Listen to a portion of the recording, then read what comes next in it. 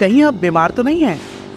अरे नहीं नहीं, हम सचमुच की बीमारी की बात नहीं कर रहे, बल्कि एक ऐसे वायरस की बात कर रहे हैं जो सदियों से है और किसी को भी लग सकता है। ये है भेदभाव। आप शायद सोचे, क्या कहा? भेदभाव? और मैं किसी से भेदभाव नहीं करती, मुझे तो हर तरह के लोग अच्छे लगते हैं। पर सच तो ये है कि हम में से कोई भी दूध का धुला नहीं है। हम सब ने कभी ना कभी भेदभाव किया होगा, बस कई बार हमें इसका एहसास नहीं होता। तो सोचिए, कहीं आप भी तो भेदभाव नहीं करते? ये जानने से आप इस वायरस से बच पाएंगे। जो लोग भेदभाव करते हैं वो लोगों के बारे में एक राय बना लेते हैं, जबकि वो उन्हें जानते तक नहीं। वो शायद कुछ लोगों के साथ बुरा व्यवहार भी करने लगे।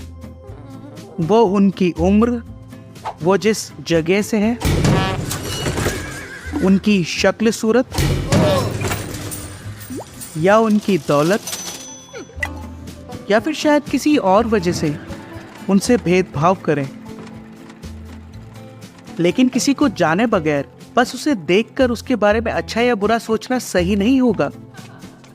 ये तो ऐसा होगा कि हमने कोई खाना चखा भी नहीं, पहले ही मुंह बनाने लगे। भेदभाव की वजह से हम शायद कुछ के साथ तो अच्छे से पेश आए, लेकिन कुछ पर बिल्कुल ध्यान ही ना दें।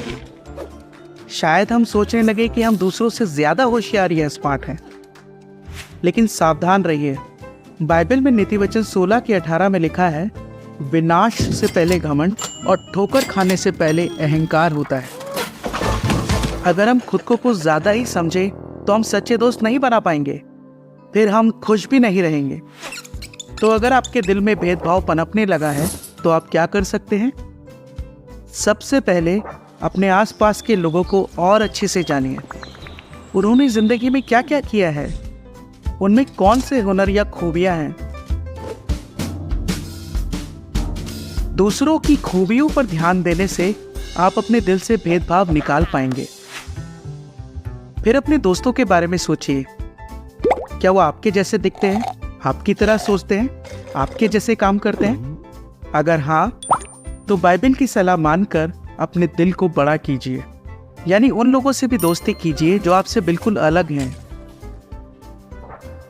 लेकिन अगर आपको पता चले कि आपके कुछ दोस्त बुरे काम करते हैं, तो आप क्या करेंगे? उनसे दूर ही रहिए। कहीं ऐसा ना हो कि आप भी उनकी देखा देखी करने लगे। इस दुनिया में भेदभाव का वायरस हर कहीं फैला हुआ है, लेकिन हमें इसका गुलाम बनने की जरूरत नहीं है। हम भेदभाव को मात दे सकते हैं। बस लोगों को जाने बगैर उनके बारे में बुरा भला मत सोचिए। उन्हें और अच्छी तरह जानिए और उनसे भी दोस्ती कीजिए जो आपसे अलग हैं। जब हम लोगों को अच्छी तरह जानेंगे तो हम उनकी खामियों के बजाय खूबियों पर ध्यान देंगे।